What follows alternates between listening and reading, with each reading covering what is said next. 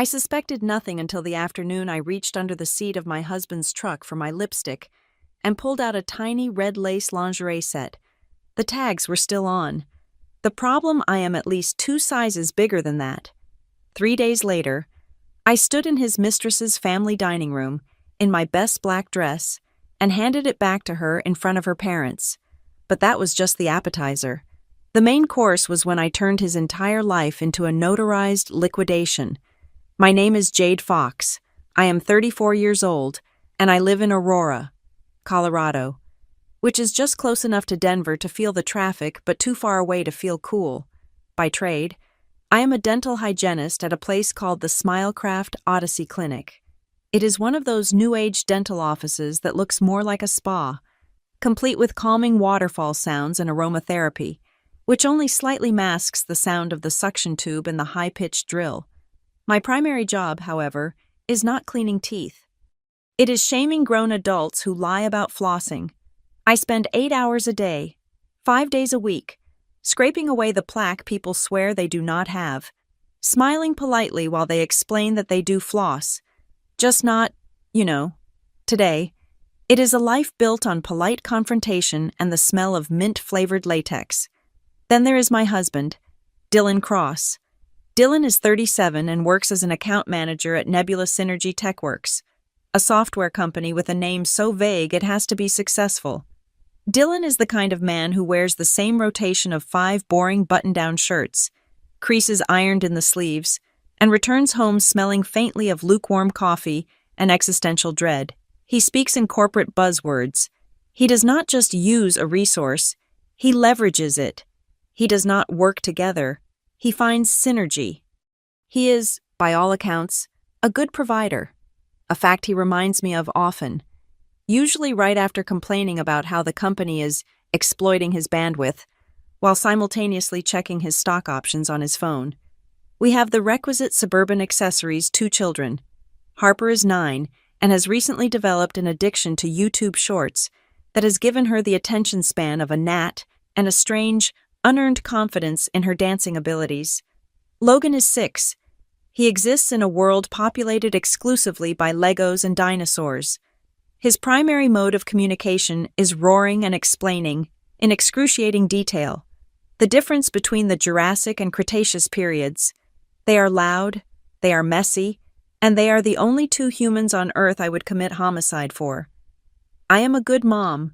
Before I am a wife, before I am a hygienist, I am their mother. They are safe, they are loved. That part of my life is non-negotiable. Our life is housed in a beige 2-story home in a subdivision where every third house looks identical. We have a mortgage that stretches into infinity, a backyard patch of grass that is perpetually brownish yellow despite my best efforts, and a kitchen counter that is permanently cluttered with school permission slips, bills, and Logan's Lego creations. From the curb, we are the American dream. Inside, we are an Excel spreadsheet of debt, car payments, and the rising cost of groceries. It is fine. This is what adult life is. It is a series of obligations punctuated by brief moments of quiet. Dylan and I were not the couple you see in movies. We were not even the couple you see on Instagram. We were real. Our marriage had settled, like silt at the bottom of a river. We argued about who last emptied the dishwasher. We bickered over whose turn it was to tell Logan he could not wear his Velociraptor costume to the grocery store. Lately, Dylan had become surgically attached to his phone, the blue light of the screen illuminating his face in bed long after I had turned my light off. He spent more time scrolling through whatever void he found there than he spent touching me. But it was not broken, not really. There were still rituals. He still knew my exact coffee order from the local drive-thru, a triple-shot almond milk latte, extra hot. I still recorded the niche documentary series about ancient civilizations that he loved. We still collapsed on the couch on Thursday nights to watch the same prestige television show, our feet tangled together, complaining about the terrible writing in the final season. These small intimacies were the glue. They were the proof I held up to myself, the evidence I presented to the nagging voice in my head that said, "We are okay. We are just tired." About 6 months ago, Dylan's restlessness took a new form. He announced he was disgusted with his dad bod. He joined a gym. Not the local 24-hour place with the rusty equipment. He joined the Iron Halo Fitness Lab. It was one of those boutique, high-end places that costs a fortune and smells like eucalyptus and ambition. Suddenly, our counter was cluttered with giant tubs of whey protein powder. He started counting calories. He bought a new wardrobe consisting entirely of moisture-wicking fabrics, and he started taking mirror selfies in the gym bathroom. Flexing, his face grim with concentration. I rolled my eyes. It was a classic midlife crisis. Predictable, harmless, better a gym obsession than a sports car we could not afford. "Looking good, honey," I'd say, barely looking up from packing lunches. I let him have his crisis. I let him focus on his gains because I was busy holding everything else. I was the one who managed the house, the kids, and the emotional thermostat of our family, all while navigating the mouths and anxieties of my patients. I was the one who got up at 3 a.m. when Logan had a fever. I was the one who fielded calls from Harper's teacher about missed homework. I was the one who absorbed the complaints of a middle-aged man who was terrified his gums were receding. I held it all. Dylan played the part of the primary breadwinner, which gave him the implicit permission to check out of the messy, exhausting, beautiful reality of our life. He was providing, but he was also draining the account, and I was the one left making up the difference. Looking back, the signs were all there. They were small, waving listlessly in the background, easy to ignore when you are this busy. There was the faint, sugary scent of a perfume on his gym shirt that definitely was not mine. I chalked it up to the gym's laundry service. There were late-night text messages he'd quickly angle away from me, muttering something about a client call from the East Coast. There were the Uber receipts that popped up in our joint email account trips to neighborhoods that had neither his office nor the gym. I explained them all away. I was tired. I was busy. I was being paranoid. I told myself that happy husbands who just joined a fancy gym do not cheat. I told myself I knew the man I was sleeping next to. I was, of course, a fool, but my foolishness had a very short shelf life. It was a Tuesday afternoon, just after 3, a perfectly, painfully normal Tuesday. I was borrowing Dylan's old Ford pickup truck, a machine he loved more than most rational beings, because my own SUV was in the shop for a mysterious rattling sound that I was convinced was a dying transmission, and Dylan was convinced was just a loose heat shield. Harper's class was having an end-of-unit party, and I was in charge of bringing 3 dozen cupcakes. I was running late. I took a corner too fast, and my purse, sitting on the center console, tipped over, spilling its contents. Lipstick, expired coupons, a handful of loose crayons, and a half-eaten fruit snack. I sighed. Pulling over to the curb, I jammed my hand into the dark void under the passenger seat. Sweeping for my lipstick, my fingers didn't find the smooth plastic tube. Instead, they brushed against paper. It was a crisp, thick paper bag, the kind from an expensive store, not a fast food joint. I gripped the handles and pulled it out.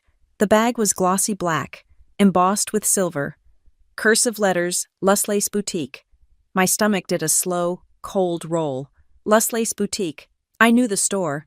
It was in the expensive outdoor mall, the one we never went to, the one with the valets. I looked inside the bag.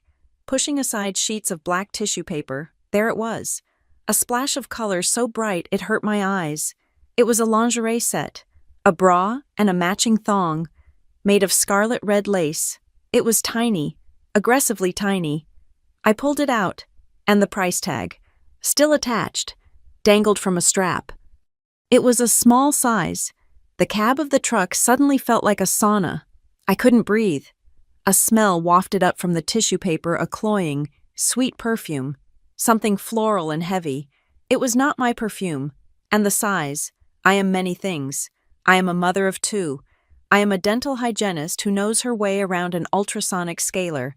I am a woman who enjoys bread. I have not been a size small since high school, if I ever was. My brain, in a stunning act of self-preservation, immediately began to sprint through a marathon of excuses. It was an Olympic-level display of willful ignorance, and I was going for the gold. He bought it for me. That was it. He bought it for me as a surprise, and being a typical man, he had absolutely no concept of female sizing. He just grabbed the smallest one, thinking small meant sexy. How endearingly stupid. He was probably planning to give it to me, realized his comical error, and, in a fit of embarrassment, shoved it under the seat to be forgotten. Yes, that had to be it. My husband, the man of synergy and leveraging, had a secret romantic streak. This entire theory held up for about 15 seconds. It shattered the moment I remembered my last birthday. Just 2 months prior, Dylan's grand romantic gesture had been a $50 Amazon gift card and a new, top-of-the-line air fryer. His words, delivered with a proud pat on the appliance, were, "This will make things easier for the kitchen. Not for you, for the kitchen." As if the kitchen were a sentient being that was stressed about cooking chicken nuggets. The man who buys his wife an air fryer for her birthday is not the same man who secretly drops what looked like. I squinted at the tag, nearly $200 on a whisper of red lace. The math did not add up. My hands started to shake. The cupcakes were forgotten. I threw the truck into drive, my movements jerky, and swerved into the parking lot of the nearest Starbrew Coffee. I stumbled out of the cab, the bell on the coffee shop door chiming with an offensive cheerfulness. "Welcome to Starbrew," the barista chirped. I needed something bitter. Large latte, 4 shots of espresso, almond milk. I sat back in the truck, the engine off, the oversized, steaming cup warming my hands, which were now freezing despite the heat. I stared at the red lace pooled on the passenger seat. It looked like a crime scene. My loyalty was dying, but my practicality, the part of me that managed the spreadsheets and the dentist appointments, was wide awake. I pulled out my phone. My fingers were slick with sweat as I fumbled my password. I opened our joint banking app.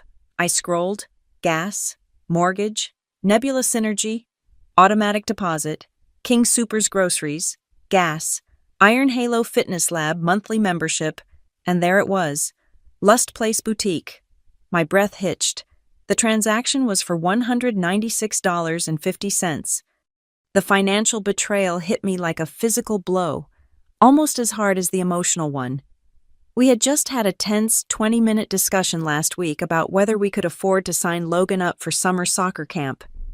We had scoured the budget, Dylan sighing heavily about corporate overhead and tight margins, while I was trying to figure out if I could stretch the grocery budget by another 10%. He was spending nearly $200 our money, our joint account on lingerie for a size small stranger. I clicked the transaction details. The date was last Thursday. He texted me at 6:30. "Going to be late. Babe, hitting an extra cardio session at Iron Halo. Don't wait up." The lie was so clean, so simple, so efficient. The shaking stopped. It was replaced by a sudden, terrifying calm, the kind of calm that comes in the eye of a hurricane. All those little red flags I had so dutifully painted white were now flapping in my face, a violent, crimson red. The late-night client calls, the new, obsessive privacy with his phone, which was never out of his sight, the faint, sweet smell on his gym clothes, the Uber receipts I had seen in our shared email, trips to neighborhoods where we knew no one, the mirror selfies at the gym. The intense look in his eyes, he was not trying to impress me. He was documenting his transformation for someone else. It was not a midlife crisis. It was an affair. It was not a mistake. It was a strategy. He had compartmentalized his life, leveraging our stability to fund his infidelity. I sat in that truck for a long time, the world outside the windows moving on, people getting their coffee, living their normal Tuesdays. The latte in my hand grew cold. I looked down at the red lace, a flimsy testament to my husband's deceit. I should have cried. I should have screamed. I should have thrown it in the Starbrew dumpster. Instead, I picked it up. I folded it neatly, smoothing the cheap-feeling lace with a steady hand. I placed it back inside the glossy black bag, tucking the tissue paper around it. Then I put the bag in my own purse, zipping it shut. It was not mine. But from this moment, it would belong to my revenge plan. That night, I waited until Harper and Logan were asleep. I put Logan's light-up dinosaur slippers back in his closet and tucked Harper's tablet onto its charger. Then I went downstairs, poured a glass of water, and opened my laptop at the cluttered kitchen table. Dylan was still not home. His text, sent an hour ago, read, "Just wrapping up at the gym, grabbing a protein shake." I was not a stalker. I was a dental hygienist, but I was also a woman who had once had to track Dylan's lost phone using his Google account, and in the 5 years since, he had never bothered to turn the location sharing off. He was terrible with directions. He claimed he needed it for the maps. I opened Google Timeline. His day was a neat blue line home to the Smilecraft Odyssey Clinic dropping the kids at school, to his office at Nebula Synergy, and then I checked the date last Thursday, the day of the Lustlace Boutique transaction. At 5:15 p.m. his blue line left the office. It did not go south toward the Iron Halo Fitness Lab. It went west. It went straight to the Silver Creek Plaza. The little red dot hovered there for exactly 42 minutes, long enough to browse, select, and purchase, long enough to buy a small piece of betrayal. Then the dot moved. It did not go home. I did not go to the gym. It went to a small, dark red square on the map labeled the Alibi Room. It stayed there for an hour. Finally, it moved to a larger building just off the highway. The Crimson Hotel, a place known for its discreet side entrance and hourly rates. He was there for 2.5 hours. At 9:45 p.m., the blue line finally traveled to the Iron Halo Fitness Lab. He was there for 30 minutes, just long enough to get a sweat on, take a mirror selfie, and justify the gym bag. My investigation moved from geography to finance. I opened the credit card statement again. It was not just last Thursday. The pattern was systematic. Every Tuesday and every Thursday, for the last 3 months, the Alibi Room, the Crimson Hotel, small charges at a coffee shop near Silver Creek. It was a routine. It was a second job. He was managing this affair like one of his software accounts. The anger was so cold and so pure it felt like a different element. This was not a moment of weakness. This was a long-term project. Now I needed a face. I opened Instagram. Dylan's account was boring. Pictures of the kids, a blurry photo of me at a barbecue, and endless, identical pictures of his truck. I navigated to his profile and clicked on Following. I did not need to scroll far. I went to the Posts You've Liked section. I did not recognize most of the fitness influencers he was following, but one name appeared over and over and over. He had liked her last 20 posts. Tory Lane. I clicked. Her profile was public. Of course it was. Tory Lane was not a person. She was a brand. The bio read, Tory Lane, CPT, Iron Halo Coach. Your body is a temple. Let's renovate it. DM for training plans. She was 27. According to a birthday post, she had a six-pack that looked like it was carved from marble, unnaturally white teeth, and a smile that never, ever reached her eyes. Her feed was a monument to narcissism. I scrolled. Here was Tori doing a deadlift. The caption reading, Find Your Strength. Here was Tori in a neon bikini on a boat. The caption, Rest is also a weapon. Here was Tori drinking a green sludge. The caption, Fuel your fire. I scrolled further. The check-ins. Tuesday at 6 p.m. at the Alibi Room, holding a martini. Cheers to the hustle. Thursday at 7 p.m., a selfie from the Iron Halo parking lot. Late night grind. The exact same times Dylan was working late or hitting extra cardio. He was not just with her. He was at her side. My thumb stopped on a group photo from 2 months ago. It was a team-building event at the gym. There she was, front and center, flashing that high-beam smile. And there, in the back row, was my husband. I zoomed in. He was not looking at the camera. He was looking at her. It was an expression I had not seen on his face in a decade. It was not just desire. It was adoration. It was the same rapt, wide-eyed, completely unguarded look Logan got when we walked into the Lego aisle at Target. It was the look of a man who had found his holy grail, That single pixelated image hurt more than the bank statement. I needed to know how this happened. I went back to her profile and checked her followers. I typed in cross. She followed Dylan. And Dylan followed her, and my blood went cold. She followed Becca. Becca is Dylan's younger cousin. She is 26, lives for brunch, and documents her entire life online. The family connection, this was not random. This was brazen. I scrolled through Becca's profile. Back, 6 months, a birthday party at a downtown bar, and there, in a group shot, was Becca, Dylan, and Tory Lane, all laughing, their arms around each other. The timeline clicked into place. He had met her through his own family. I was done with Instagram. I moved to Facebook. Tory Lane. Her profile was less curated, more family-friendly. This is where she built her all-American girl persona. I scrolled. Pictures of her volunteering at an animal shelter, pictures of her at Sunday service with her parents, and endless posts about her family Sundays. She tagged her mother's house every time. Lane family house, Brighton Hills. Brighton Hills was an old money suburb. The place with historic homes and manicured lawns. In the photos, the Lane family looked perfect. A handsome, silver-haired father, a mother with a kind, smiling face, brothers, sisters-in-law, nieces, and nephews. They looked like a casting call for a Thanksgiving-themed commercial.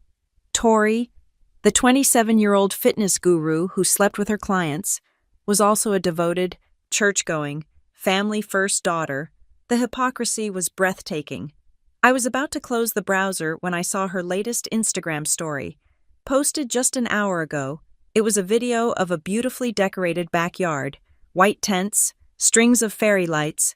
The text overlay read, "Getting the house ready for the big day. Cannot believe Mom and Dad are celebrating 35 years of marriage this weekend. Anniversary family goals. True love." I stared at the screen. 35 years of marriage, a party, this weekend, at the Lane family house. The entire, wholesome, all-American clan would be there to celebrate the sanctity of matrimony. A slow smile spread across my face.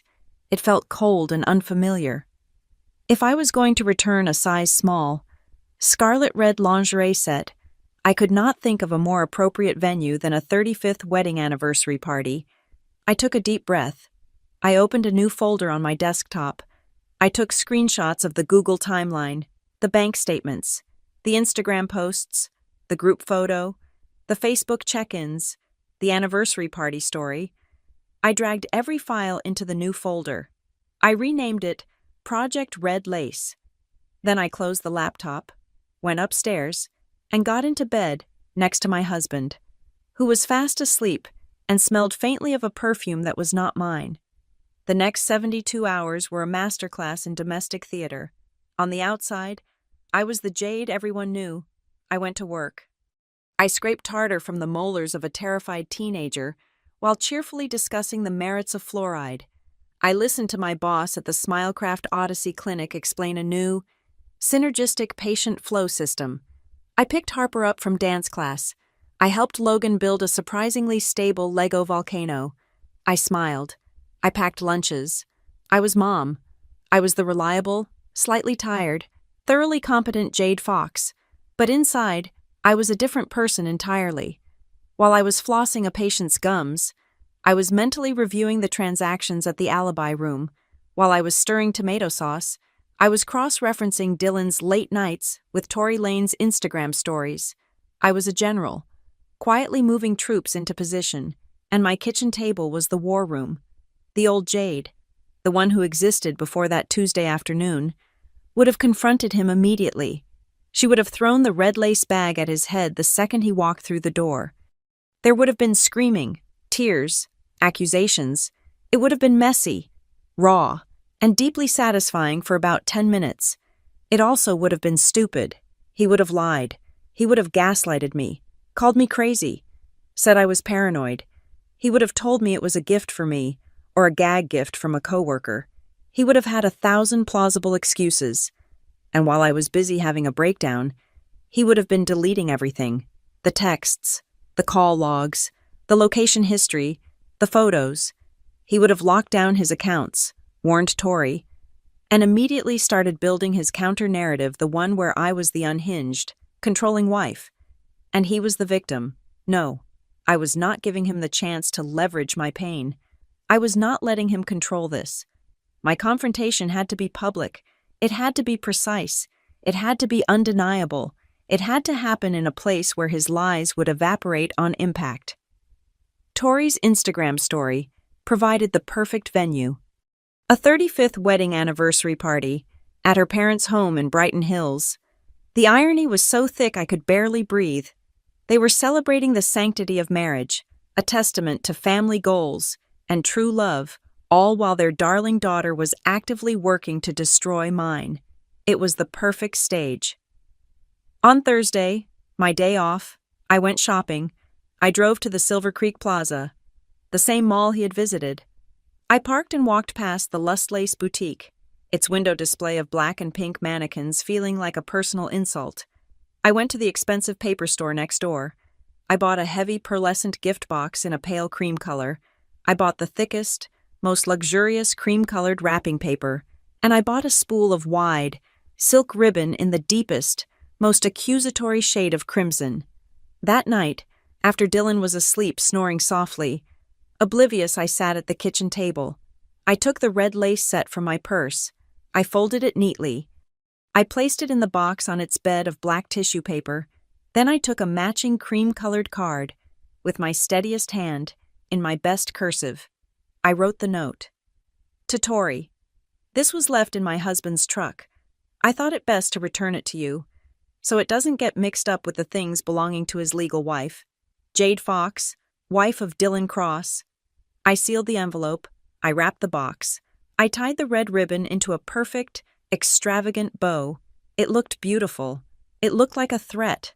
My next move was intelligence. I needed confirmation that Dylan would be at that party. I picked up my phone and sent a text to his cousin, Becca. I kept the tone breezy, the digital equivalent of a casual laugh. Hey Becca, random question. But you're friends with that trainer Tori Lane. Right from Iron, Halo Dillon's mentioned her. Just curious if she's any good. The reply came back in under a minute. Oh my God, Tori? Yes, she's the best. Seriously, Dylan is obsessed. They train together all the time. They're super close. I think he's even going to her parents' big anniversary party this weekend. So sweet. So sweet. The words vibrated with an irony so bitter it made my fillings ache. He was not just attending. He was an invited guest. He was meeting the family. My plan was set. My final move was to protect my future. On Friday morning, I called the clinic. Hi, Cindy? I said to our receptionist. Can you find a slot for me with Caroline Avery? Number not cleaning. A personal matter. Caroline Avery was a barracuda in sensible heels. She was, by reputation, the most feared divorce attorney in Aurora. She was also my 9 o'clock patient every 4 months, and she was pathologically terrified of gum disease. I sat in her office, which smelled of old books and money. I did not bring the red lace. I brought the file. I need to ask for a friend, I started. Caroline looked at me over the top of her glasses, her expression unreadable. Jade, I have personally scaled your molars for 6 years. You do not have the kind of friends who get into this kind of trouble. This is you. I swallowed. Yes, I did not cry. I laid it out like a dental chart.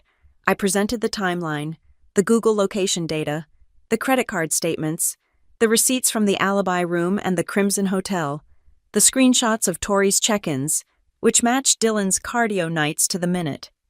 She was silent, reviewing the documents. She did not offer sympathy. She offered strategy. Good, she said, tapping the bank statement. This is financial infidelity. Use of marital assets to fund an extramarital affair. In Colorado. That's not just emotional. It's a significant factor in the division of property. You've done well. Keep documenting. Do not confront him. Say nothing. I left her office an hour later, my purse heavier with legal paperwork, my spine rigid with a cold, terrifying sense of purpose.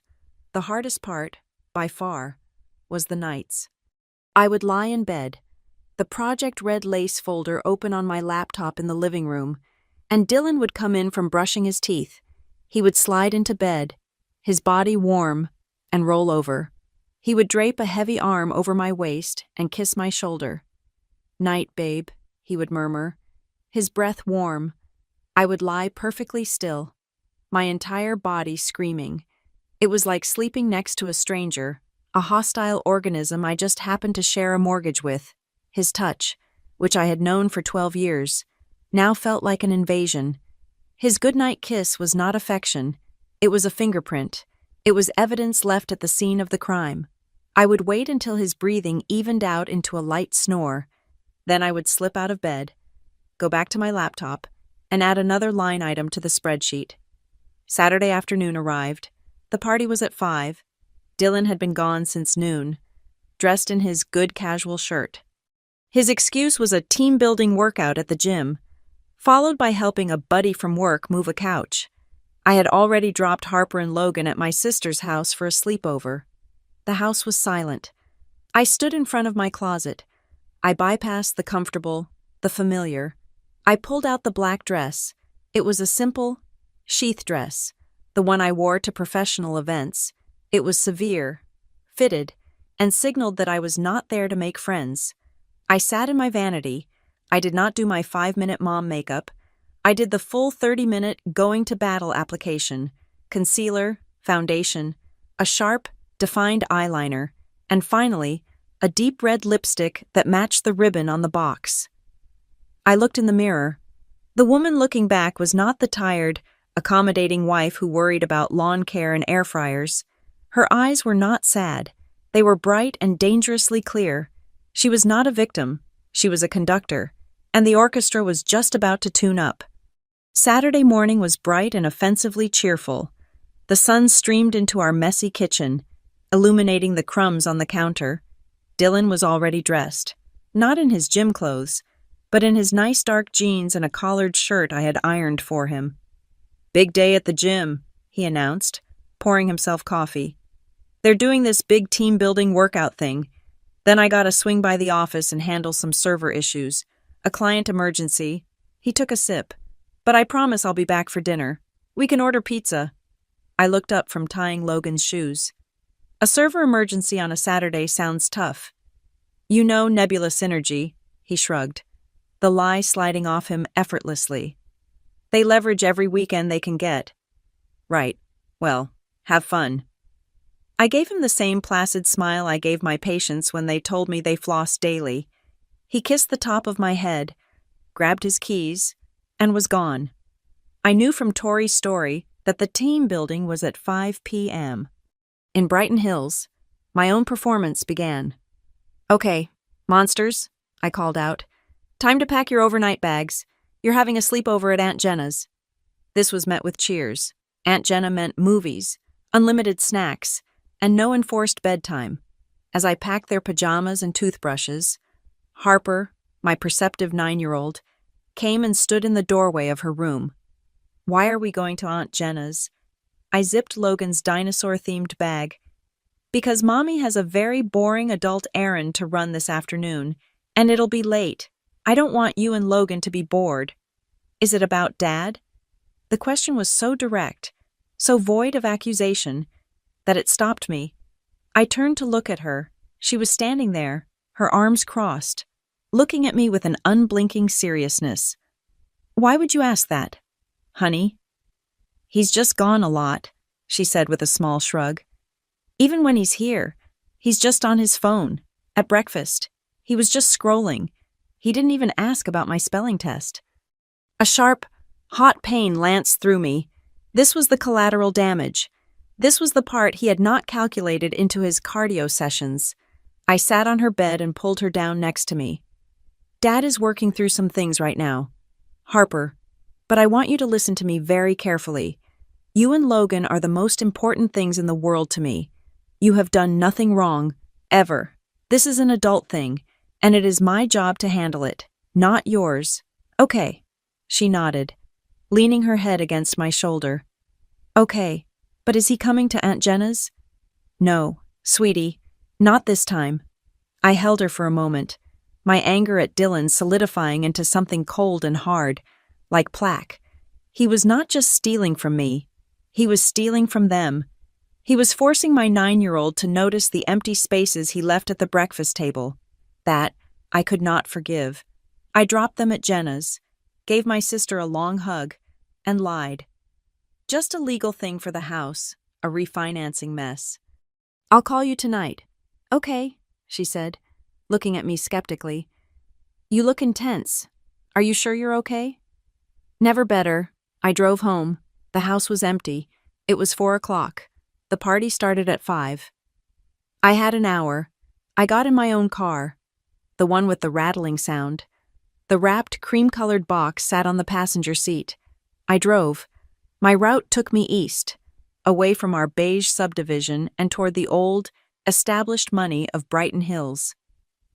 As I drove, I had expected to feel panic. I expected my hands to shake, my stomach to clench. I expected tears. None of them came. Instead, I was filled with a chilling, profound calm. It was a familiar feeling. It was the same focus that descended on me at work when I was faced with a complex case of full-mouth scaling and root planing on a patient with severe periodontal disease and a crippling fear of the chair. It was a state of high-alert detachment. There was a job to do. It was going to be unpleasant for the patient, but it was necessary for their health. I was just the professional required to perform the extraction. I was not a wife on the verge of a breakdown. I was a clinician about to remove a tumor. I turned onto the wide, tree-lined street of the Lane family home. The neighborhood was quiet, the lawns perfect squares of deep green. I saw the house immediately. It was a large, white colonial, and it was the only one on the street with 3 dozen cars parked out front. White balloons were tied to the mailbox. A massive, professionally printed banner was strung between 2 white pillars on the porch. "Happy 35th anniversary, Rob Elaine Lane. We love you." I pulled my car to the curb about a block away and put it in park. I sat there, just breathing. The box sat on the seat, its red ribbon glowing in the late afternoon sun. For one brief, cowardly second, I thought about turning the car around. I could go home. I could throw the box in a dumpster. I could call Caroline Avery and just file. I could let this go. I could pretend I never found it. We could go back to our tired, polite, functional lie. The engine idled. I could just go.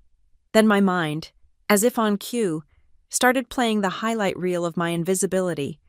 I saw myself, 3 years ago, working a 12-hour shift, running on coffee and adrenaline, cleaning the teeth of a man who spat at me, only to race home, not even changing out of my scrubs, to get to Harper's parent-teacher conference because Dylan was swamped with a deliverable. I saw myself last winter, up at 3 a.m. with Logan, holding a cool cloth to his head as his fever spiked to 103, while Dylan slept soundly in our bed, having announced he couldn't help because he had an 8 a.m. synergy call. I saw myself just last month, sitting on the floor of our kitchen, surrounded by bills, trying to figure out how to pay for summer camp and a new set of tires, while he was at the alibi room, buying cocktails for a 27-year-old, all the "I'm too busy," all the "you handle it, babe," all the times I had held it all together, absorbing the stress, managing the logistics, and making his life comfortable enough that he had the time and the energy to go find a new one. He did not just push me here. He had built the road, paid the tolls, and given me the directions. The hesitation vanished. The calm returned, colder this time. I checked my lipstick in the rearview mirror. It was perfect. I picked up the box.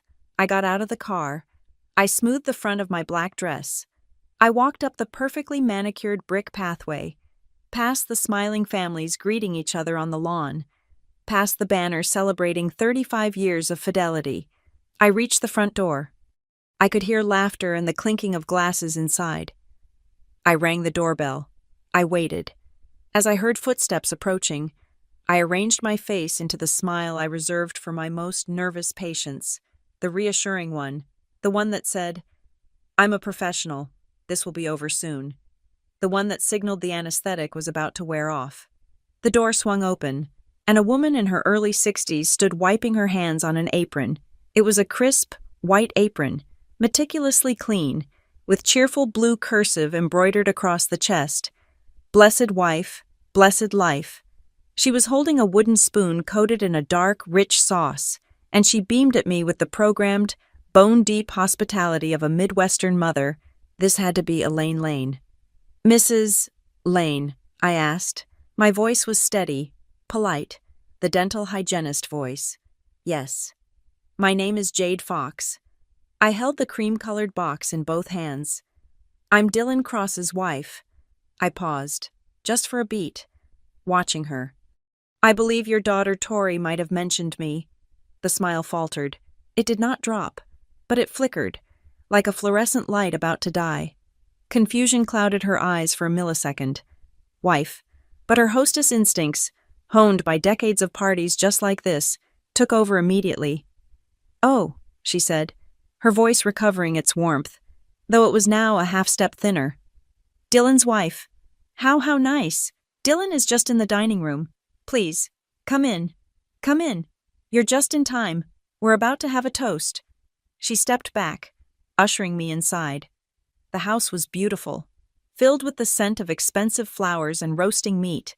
I followed the sound of cheerful chatter into the main dining room. It was a perfect scene. A long, gleaming mahogany table was set for at least 20, sparkling with crystal and silver. Candles were lit. Bouquets of white roses were everywhere. The entire Lane clan was gathered: grandparents, aunts, uncles, grandchildren, all holding champagne flutes, all smiling. And there, in the corner by a grand fireplace, stood my husband. He looked happy. He looked relaxed. He was wearing the good blue shirt, the one I had ironed. He was smiling at something Tori Lane had just said. She was next to him, radiant in a white sundress, looking every bit the dutiful daughter. Dylan's hand was resting on the small of her back, not gripping, not groping, just resting, a gesture of casual, established intimacy. They looked like a couple. Elaine, the perfect hostess, clapped her hands lightly. "Excuse me. Everyone, Dylan, honey, look who's here." The room quieted. 20 faces turned toward the doorway. Dylan turned, his easy smile still on his face. He saw me. I watched the blood drain from his face. It was not a slow realization. It was a violent, instantaneous hollowing.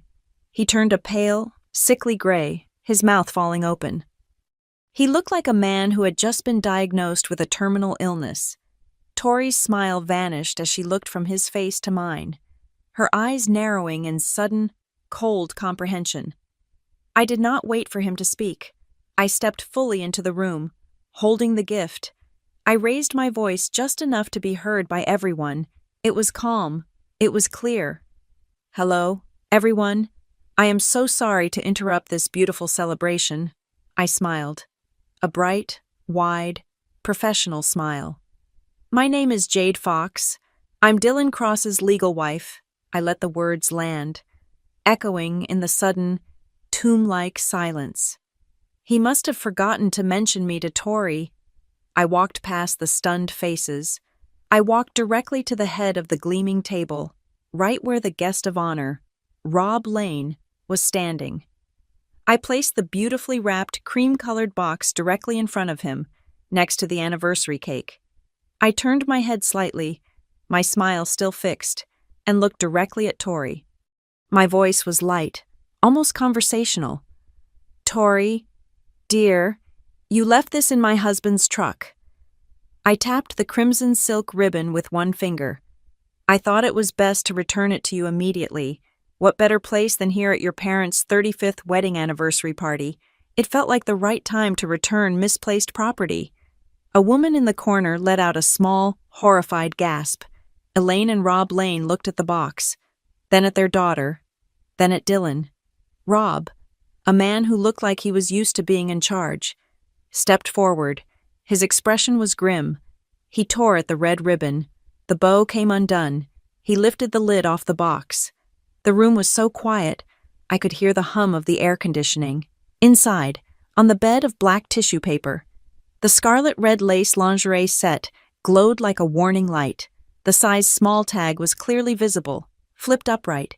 My greeting card lay beside it. The silence was absolute. It was suffocating. Elaine Lane's hand flew to her mouth, her eyes wide with horror. Rob Lane picked up the card. His face, which had been pale with confusion, began to turn a deep, dark red. He read the note. He looked up, his gaze bypassing me, bypassing Dylan, and landing like a hammer blow on his daughter.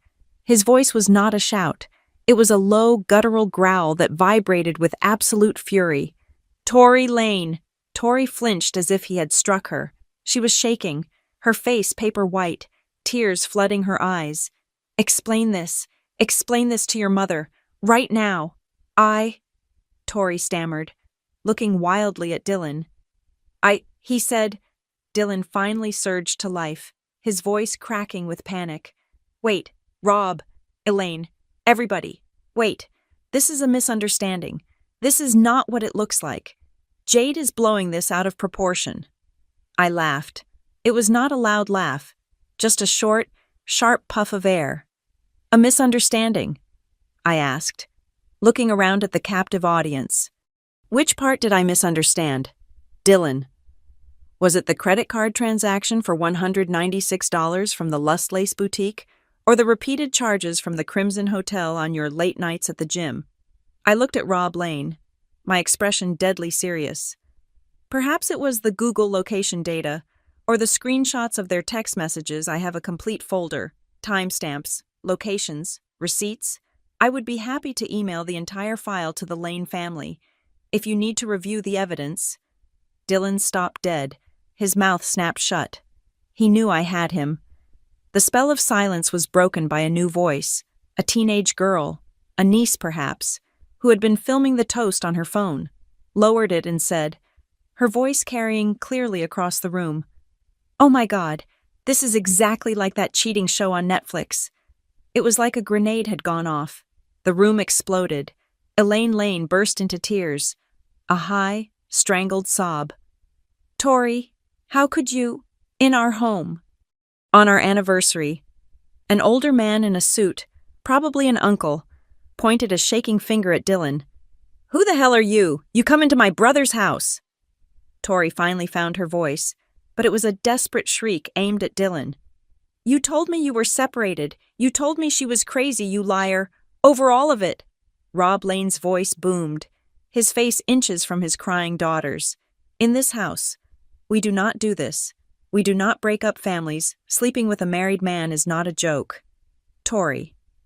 I did not stay to watch the rest of the performance. My part was done. While the family imploded, while the accusations flew, while 35 years of blessed marriage dissolved into a screaming match, I simply took one step back, and then another. No one was looking at me. They were all too busy pointing fingers at Dylan, at Tory, at each other. I turned slowly. I walked out of the dining room, through the lovely entryway, and let myself out the front door. I pulled it closed gently behind me, muffling the sounds of the chaos I had unleashed. I left the red lace bomb and the entire smoking crater of the Lane family's reputation behind me. I walked down the brick path in the gathering twilight. The front door of the Colonial was still closed, but the sounds from inside were leaking out into the perfect, manicured lawn. I could hear Rob Lane's voice, a furious baritone roar. I could hear Elaine's high-pitched sobbing, a keening sound of pure social humiliation. "The whole neighborhood will know," she was crying, and above it all, I could hear Tory, her voice a raw, desperate shriek. "He told me they were separated. He told me she was crazy. He told me it was over." I heard it. I registered it. He had not just lied to me. He had painted me as unhinged to his mistress. It was a classic, pathetic move. I did not turn around. I kept walking. I got into my car, the rattling SUV that suddenly felt like the safest place on earth. I put the key in the ignition, but did not turn it. I just needed a moment to breathe in the silence. The moment lasted for about 15 seconds. My phone, sitting in the cup holder, lit up and began to vibrate so violently it made a buzzing sound against the plastic. Incoming call. Dylan. I watched it buzz. He was calling me. Not his father-in-law to be. Not his new girlfriend. Me. It stopped. Immediately. It lit up again. Incoming call, Dylan. It stopped. A new call. Incoming call. Unknown number, Tori, or maybe one of her enraged uncles. I let it go to voicemail. A text message notification appeared. It was from Becca. Becca Cross. Jade. What the hell did you just do at the Lane house? My aunt is calling my mom, freaking out. The entire family is blowing up. What is going on? I smiled. The entire family. He had not just lied to me, he had lied to everyone. My phone rang again. Dylan. This time, I answered. I put it on speakerphone, my voice as calm and cool as the evening air. Hello, Dylan? Jade, he screamed. He was panting. I could hear the chaos in the background. Elaine was still sobbing. What did you do? What is wrong with you? You ruined her. You've ruined everything. I waited until he finished his tantrum. Me, I replied, my voice dangerously quiet. I did not buy a $196 set of lingerie on our joint credit card. I did not spend 3 months lying about my location. I did not sleep with a 27-year-old while telling my wife I was at the gym. And I certainly did not bring my mistress's married boyfriend to my parents' anniversary party. You did all that. You don't understand, he stammered, his rage collapsing into pathetic desperation. I understand perfectly, I said, cutting him off. And Dylan, I think you should probably go. It sounds like Tori needs you to explain the concept of a legal wife to her parents. They seem a little confused on that point. Jade, wait, don't. I hung up. I turned the key. The engine rattled to life, a familiar, comforting sound. I put the car in drive. My phone buzzed again. A new text. From the same unknown number that had called me. I expected a stream of abuse from Tori. My blood ran cold. The text was not from Tori. Unknown number. This is Rob Lane. I want to thank you for coming to my home. I apologize. On behalf of my family. For my daughter's role in this. We do not condone this behavior in this house. You have my deepest sympathies. I stared at the screen, my foot hovering over the gas pedal. The twist was so sharp it gave me vertigo. The father, the patriarch of the Blessed Wife, Blessed Life clan, was not protecting his daughter. He was siding with me. He was, in his own way, a man of principle, and I had just shown him that his prized daughter had none. I saved the number, Rob Lane. He might be useful as a witness. My phone buzzed again. It was Becca. Becca Cross. He's saying you're crazy. He's saying you've been tracking him and you're unstable. Jade, you need to tell me what's happening. He told Mom and Dad you two were basically separated months ago. I pulled away from the curb, my hands gripping the wheel. I read that last line again. He told Mom and Dad you two were basically separated months ago. Living like roommates. Becca had texted me a few days ago. He had been laying the groundwork. He had been pre-poisoning the well, painting me as the cold, difficult wife to his entire family, so that when the truth finally came out, he could pivot and make me the villain. He had been leveraging his narrative to isolate me. The dominoes were falling faster now. As I drove through the darkening streets of Aurora, I did a quick check. I was still logged into our local community Facebook group, the one where people argued about loose dogs and new restaurants. A new post, from an anonymous user, appeared 5 minutes ago. Just a warning to the ladies of Aurora: if you use a certain personal trainer at Iron Halo Fitness Lab, you might want to check your husband's credit card statements. Heard from a very reliable source that she sleeps with her married clients and just got a set of lingerie returned to her at her own parents' anniversary party, in front of everyone. Stay classy. It was already happening. The teenage niece, the cousins, the guests. The story was out. It was no longer my word against his. It was a public, verifiable fact. Tori Lane's brand as a wholesome fitness guru was already in freefall. Her Instagram, I checked. It had just been switched to private. I was almost home when my phone buzzed with a different kind of notification. A Facebook message request. It was not someone I knew. The name was Marissa. Marissa, hi Jade. You don't know me, but my name is Marissa. I used to work at Nebula Synergy with Dylan. I'm friends with one of the Lane family's neighbors, and I just heard a crazy story about what happened tonight. I just needed to reach out. I don't know the details, but if the story is true, I'm so glad you did it. He did it to me, too. I pulled over again, my heart pounding. I read the rest of her message. Marissa. It wasn't a full affair, but he was inappropriate, on a work trip to Chicago last year. He told me he and his wife were in a dead bedroom and just staying together for the kids. He sent me inappropriate chat messages. I shut him down, and he made my life miserable at work until I quit. I never told anyone. I'm just so sorry, but I'm also so glad you exposed him. I sat in the dark, on the side of a suburban street. The red lace was not an isolated incident. It was not a midlife crisis. It was a pattern. He was a predator. A weak, pathetic predator who used his sad husband narrative to test the boundaries of women, all while using my stability and my home as his secure base of operations, my act of revenge. The thing I had done to reclaim my own dignity suddenly felt like something else. It was not just an ending, it was a public service. I had not just destroyed his affair, I had destroyed his pattern. I had taken away his ability to use our marriage as a shield and an alibi. I drove the last few blocks home. The beige house was dark. The driveway was empty. He was not here. He was still in Brighton Hills, trying to glue the pieces of his synergy back together. I walked inside. The silence was absolute. I took off my black dress, the battle armor.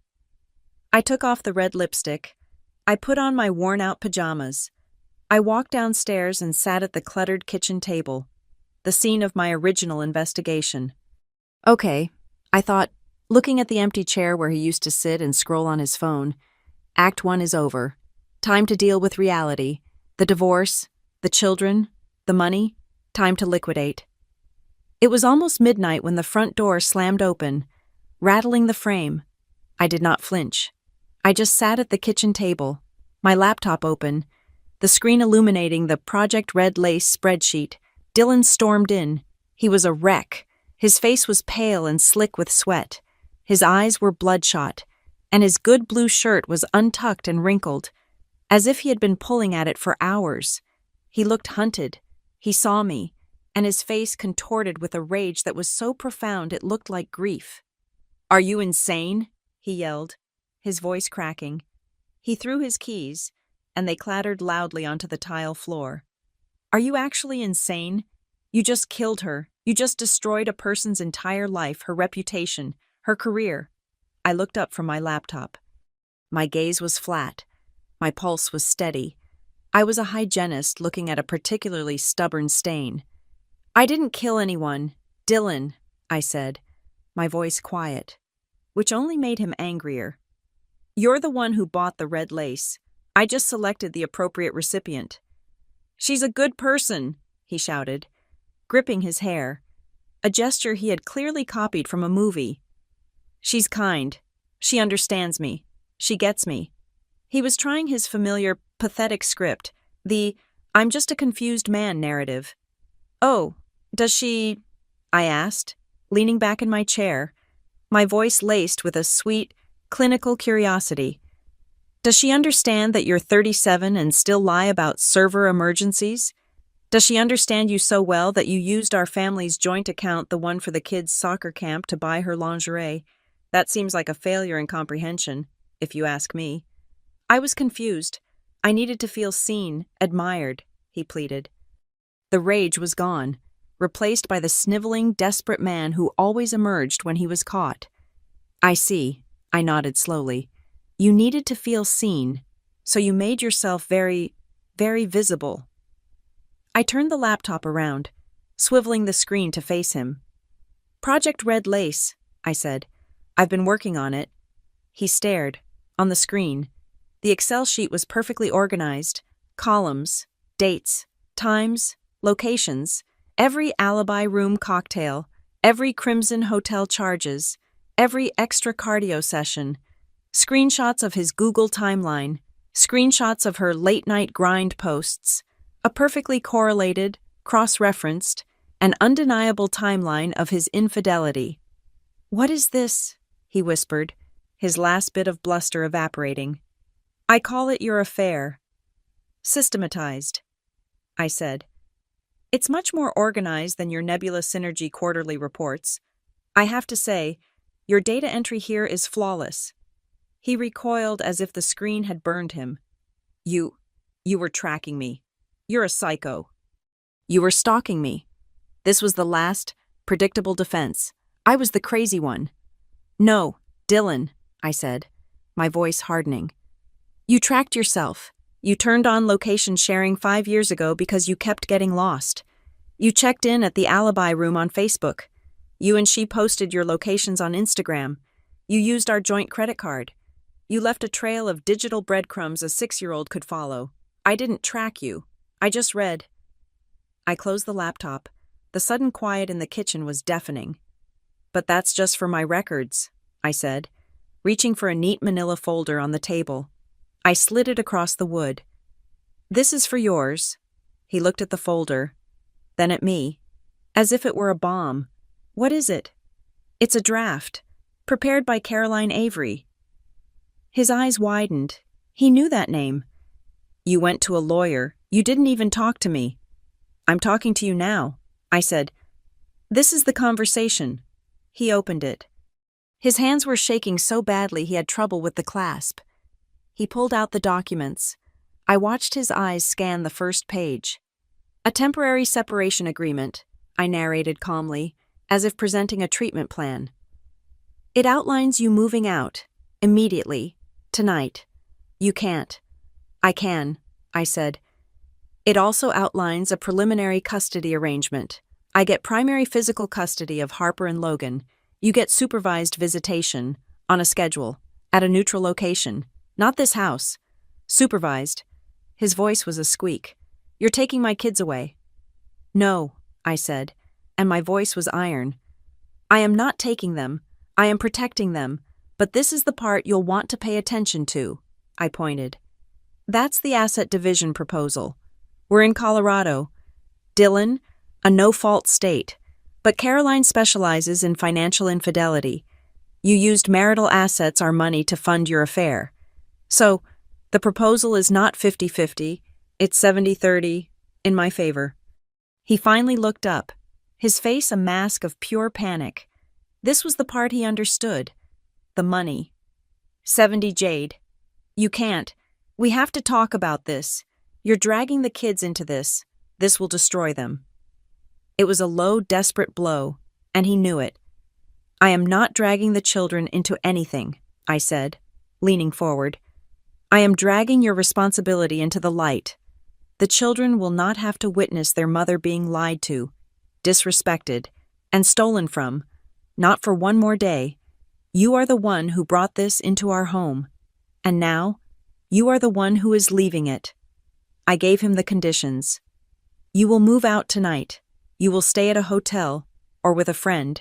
You will not, under any circumstances, bring Tory Lane, or any other woman, anywhere near Harper or Logan until a judge says otherwise. You will sign that temporary agreement, or what?" he spat, trying to find some ground. "Or what, Jade? You'll post it on Facebook. You'll tell my mom." "Or," I said, my voice dropping to a whisper, "I will send the contents of the Project Red Lace folder directly to Susan Chambers in your Human Resources Department, and to your biggest client, the one you're always trying to leverage." He stared. "That's my job. You wouldn't. Try me." I opened my laptop again and clicked on a different folder. "You know, Dylan, you are not just sloppy with your locations. You're sloppy with your data. You used your work email." I angled the screen. It was a new set of screenshots, emails, sent from his Nebula Synergy account to Tory Lane's personal Gmail. "It's not just the inappropriate chats," I explained, as if to a child. "It's the attachments." He looked, and his face went from pale to green. He knew exactly what attachments I meant. The ones that were not work-related, the ones that were not even decent. "That's a morals and ethics violation, Dylan," I said softly. "Using company property for that, That's a termination for cause. You lose your job. You lose your severance. You lose your stock options. He was trapped. He looked from the laptop to the legal documents. His choice was clear: lose his marriage, or lose his marriage and his career. He deflated. The last bit of fight went out of him, leaving a hollowed-out, 37-year-old shell. He stumbled back to the table, picked up a pen from the junk cup, and signed the temporary agreement. He did not even read the rest of it. He did not speak. He just walked upstairs. I heard him opening drawers, the sound of a zipper. 5 minutes later, he came down, carrying a duffel bag and his laptop case. He looked at me, his eyes empty, searching for what absolution for me to change my mind. I just looked back at him. My face was a mask of calm, professional neutrality. He walked to the door. He paused, his hand on the knob, and looked back one last time at the kitchen, at the life he had so efficiently liquidated. "Jade," he whispered. "Goodbye, Dylan," I said. He left. The door clicked shut. I sat alone at my kitchen table. In the silent house, I did not feel triumphant. I did not feel happy. I felt nothing. And then, I felt a slow, profound, and total sense of relief. It was not the joy of victory. It was the sudden, quiet peace of a door to a prison finally, mercifully, closing. I slept on the living room sofa for about 4 hours. It was the first time I had slept alone in that house in 12 years, and it was the deepest, most dreamless sleep I had had in months. I woke up at 7 on Sunday morning to a silent house. I made coffee, sat at my clean kitchen table, and for the first time, I was not staring at Dylan's empty, crumb-covered spot. I was just staring at my own. I drove to Jenna's at 10. The kids burst out the front door, still in their pajamas, smelling like syrup and Fruit Loops. They were vibrating with sugar, full of stories about the movie night and the pillow fort they had built. I watched them, my heart aching with a fierce, protective love. This was the only thing that mattered. When we got home, the energy was different.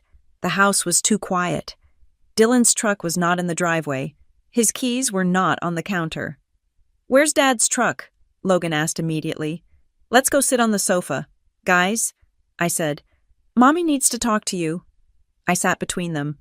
Logan immediately started trying to balance his plastic T-Rex on my knee. Harper sat still, her eyes already too serious. She knew. "I need to tell you guys something important," I started, my voice steady. "And I need you to listen with your whole heart.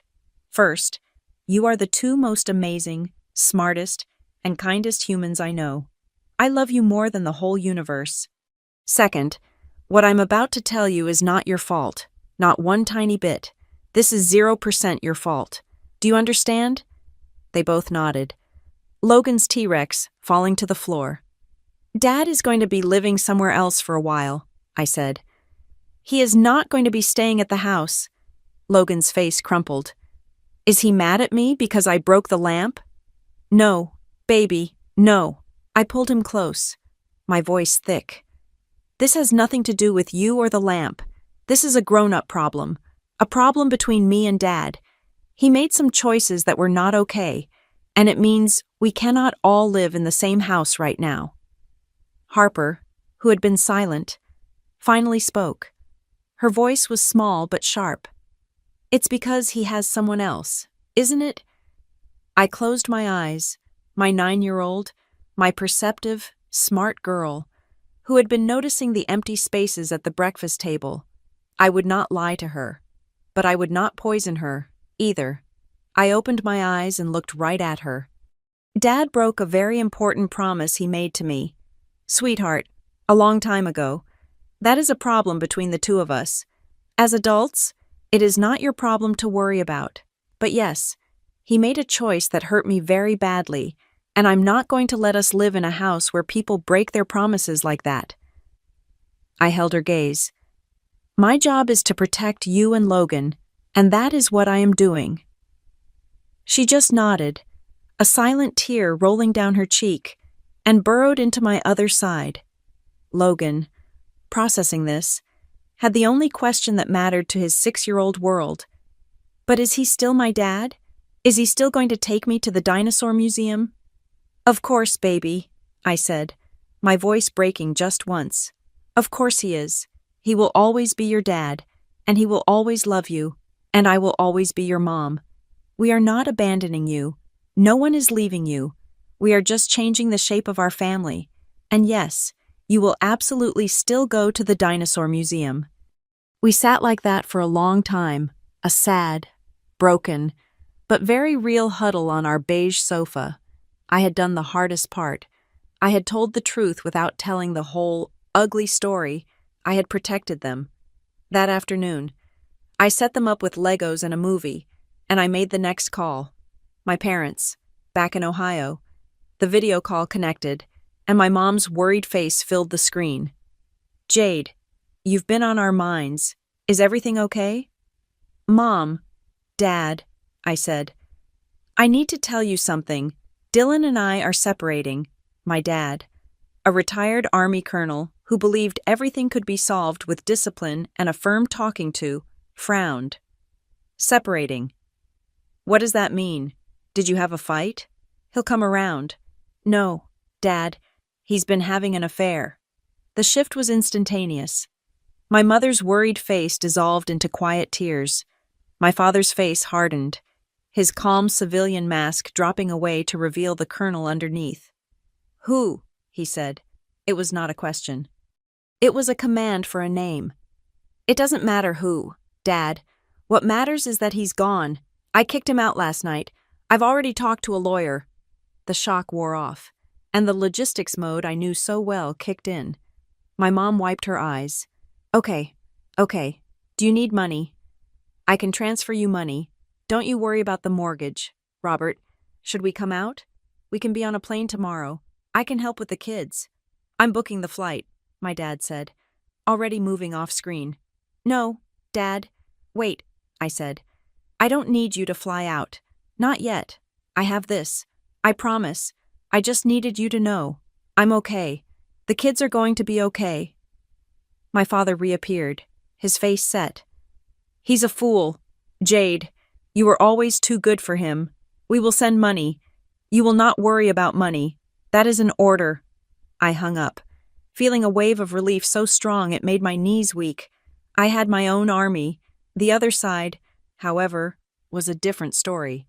The Cross family had been radio silent. I knew from Becca that Dylan's mom, Brenda, was firmly on his side, buying his Jade is just so controlling and cold narrative. But the red lace incident had been a tactical nuke to that narrative. I got a text from Becca.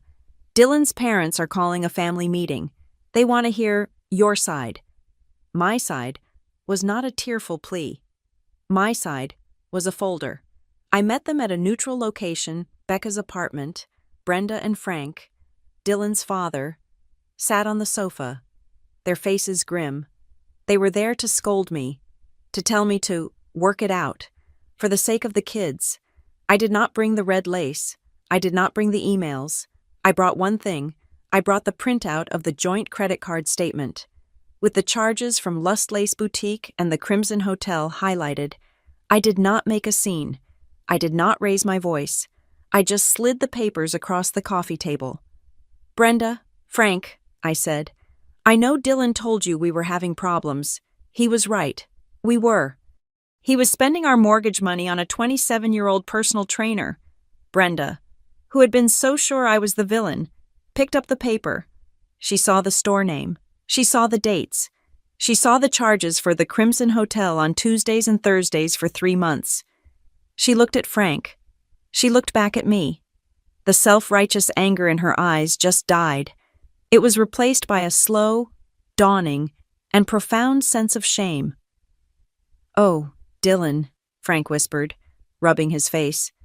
What did you do? For the first time, Dylan's parents looked at me not as the cold daughter-in-law, but as the mother of their grandchildren who had been profoundly wronged. I had not just won them over, I had simply shown them the truth. The truth, it turned out, was spreading faster than I could have imagined. I had followed Caroline's advice. I had not posted a single thing. I did not have to. When I went to the salon to get my hair trimmed, an act of defiant normalcy, my stylist, Maria, hugged me. Honey, she whispered in my ear. I heard, and I've already had 3 clients from Iron Halo cancel their memberships with that girl. The moms in this town, we stick together. The story was everywhere. The PT who got her lingerie returned at her parents' anniversary party was the talk of Aurora. I was, by all accounts, a local folk hero. It was embarrassing, but it was also validating. My goal had not been to destroy Tory Lane. My goal was justice for my family, but the universe, it seemed, was handling her side of the equation. The most surreal moment came on Tuesday. My phone rang.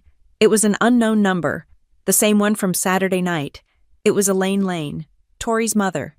Jade, she said, her voice quiet, the blessed cheerfulness gone. I am calling to apologize. I was speechless. I am so deeply, profoundly sorry for what my daughter, for the choice she made, for the part she played in this. She took a shaky breath. I wanted you to know that Rob and we are not taking this lightly. Tori has been asked to move out of our home. We told her she needs to reevaluate her life and the person she has become. Elaine, I started. You don't have to. Yes, she said, her voice firm. I do. I am a mother, and I am a wife. And what happened in my dining room was a disgrace, but not by you, by my daughter, and by your husband. She paused. I'm not sure where you are in this process with your divorce, but I wanted to make you an offer. If you need a character witness, if you need someone to testify to the nature of their relationship, or the lies that were told, Rob and I will do it. We will stand with you. I sat down. The mother of my husband's mistress was offering to be my star witness. I hung up the phone, and for the first time since I found that red lace, I cried, not from sadness or anger, but from a strange, overwhelming sense of solidarity. I was not alone in this. I had my sister. I had my parents. I had a network of salon stylists and angry moms. I had my Barracuda lawyer. And now, I had the mother of the other woman. I looked at the Project Red Lace folder on my laptop. This was not a war I was fighting by myself. It was a coalition.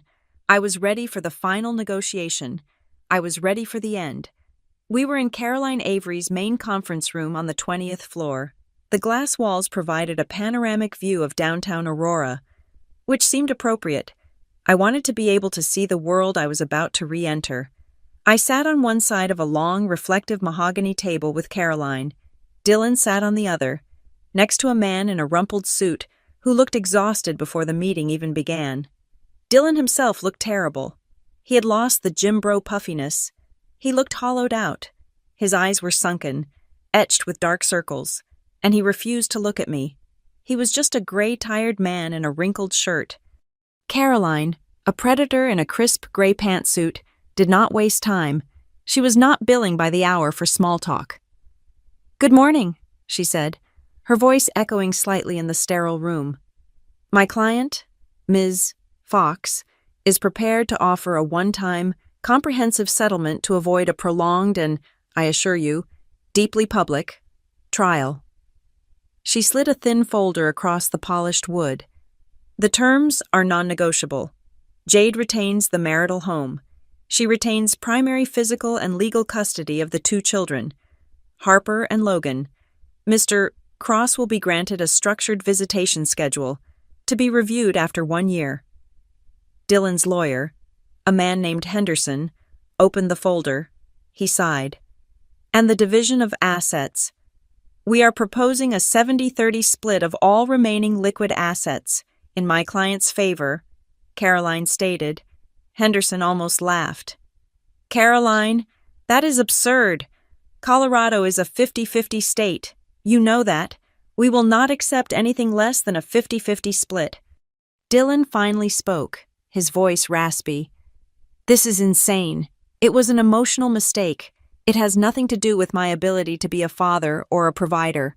Caroline held up a hand, and he actually stopped talking. Mr. Cross, I am not here to debate your capacity as a father. I am here to discuss your actions as a partner. Specifically, your financial actions. She leaned forward. A 70-30 split is, frankly, generous. My client is entitled to compensation for the marital assets you leveraged to fund your affair. Henderson scoffed. Leveraged. A few dinners. Try again, Caroline said, opening her own file. It was much thicker. I have documented receipts for 3 months of reservations at the Crimson Hotel, totaling over $4,000. I have bar tabs from the alibi room exceeding $2,000. And of course, the $196 for the lingerie. She pulled out a different file. But the real problem is the Nebula Synergy trip to Chicago last June. The one you expensed. You expensed a second hotel room, plus meals and entertainment, for a consultant who, by a remarkable coincidence, shares the name, age, and physical description of Ms. Tory Lane. Dylan went from pale to the color of ash. Henderson looked at his client with new, horrified eyes. Using marital funds was one thing, defrauding his company was another. You can't prove that, Dylan whispered. We do not have to, Caroline said, her voice bright with the kill. But HR at Nebula Synergy certainly can, especially once they review your company emails. This is still, he said. She said, Henderson mumbled, shuffling his papers. Dylan has stated he and his wife were separated, that this was a transition. Ah, yes, the we were roommates defense, Caroline said, smiling. A classic. He's been telling his family the same lie. Which brings me to my favorite part. She slid 2 more documents across the table. They were thick, bound, and notarized. These are sworn affidavits from Mr. Robert Lane and Mrs. Elaine Lane, the parents of your associate. If Dylan had looked dead before, he now looked like his ghost had been shot. They testify, Caroline read, that you, Dylan Cross, presented yourself in their home as a man who was amicably separated and working through the details. They confirm, in excruciating detail, the events of Saturday, November 5th. They confirm my client's arrival. They confirm the presentation of the red lace lingerie. They confirm your public admission of the affair in front of 25 witnesses. They confirm their daughter's claim that you had told her your wife was crazy and controlling. They are, to put it mildly, not your fans, and they are very eager to testify. Henderson put his pen down. He slowly closed his folder. He looked at his client, his expression one of pure pity. He knew Dylan was not just going to lose the house, he was going to lose his job. Caroline, Henderson said, his voice now quiet and deeply conciliatory. What if we discussed 60-40? They argued for 10 minutes. I tuned it out. It was just noise. Finally, Caroline got them to 65-35. She looked at me. Jade, do you have anything you wish to say to Mr. Cross before we finalize? Dylan's lawyer advised him to be silent. Dylan looked up at me. For the first time, his eyes were desperate. He was looking for the old Jade, the one who would sigh and absorb the blow and make it okay. She was not in the room. I did not cry. I did not raise my voice. For 12 years, Dylan, I said, my voice clear and steady. I have been your partner. I worked the late shift at the clinic when Harper was a baby so you could get your sleep. I stayed up all night, every night, for a week when Logan had that respiratory infection. I balanced our budget, I managed our lives, and I did all the work you found too boring, all while you complained that you felt unseen. I leaned forward. You had a choice. Every single Tuesday and Thursday you drove to that hotel. You had a choice. You chose to take time that belonged to your children and money that belonged to our family, and you gave it to someone else. This percentage we're arguing over is not a punishment. It is just back pay. I reached into my handbag. My hands were perfectly steady. I pulled out the glossy black Lust Lace boutique bag.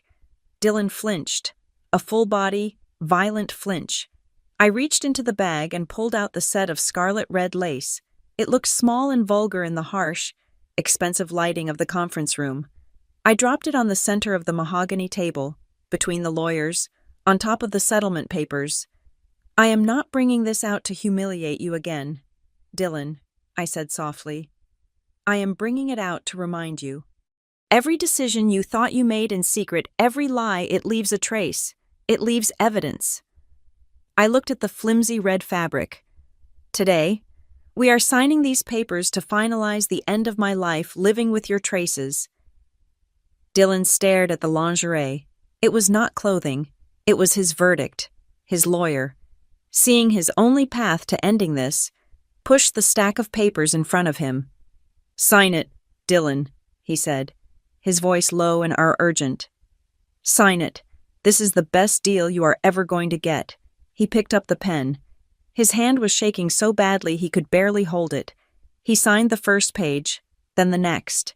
The only sound in the room was the heavy scratching of the pen, the sound of 12 years of marriage being liquidated. Caroline gathered the pages. It is done. We will file with the court. You should see the final decree in 60 days. I stood up. I did not look at him again. I left the bag and the lingerie on the table. I walked out of the room, through the office, and into the elevator. My phone buzzed as I hit the lobby. A text from Elaine Lane. I heard today was the day. I hope it went as it should. If you need anything further, we are available. If not, I hope you find peace. I have taught my daughter a lesson that, God help me, she should have learned long ago. I stepped out of the building onto the Aurora sidewalk. The air was cold and clean, and it felt like the first real breath I had taken in months. I had the envelope with my copy of the signed agreement in my hand. I walked to the public trash can on the corner. I opened the heavy metal flap. I reached into my bag and took out the red lace, which I had retrieved. I dropped it into the darkness. I did not just drop it. I pushed it down. Deep into the trash. I pulled the drawstrings on the bag closed. I did not look back. When I found that red lace in my husband's truck, I thought it was the end of my life. I was wrong. It was just the marker for a new chapter. The chapter where the revenge story finally ends, and my story begins. Thank you so much for listening to my story. I'd love to know where you are all listening from. So please drop your city in the comments below, so we can connect and share our thoughts. If you want more stories like this, please subscribe to Zoe Revenge Stories, like this video, and hit that hype button to help this story reach more people who need to hear it.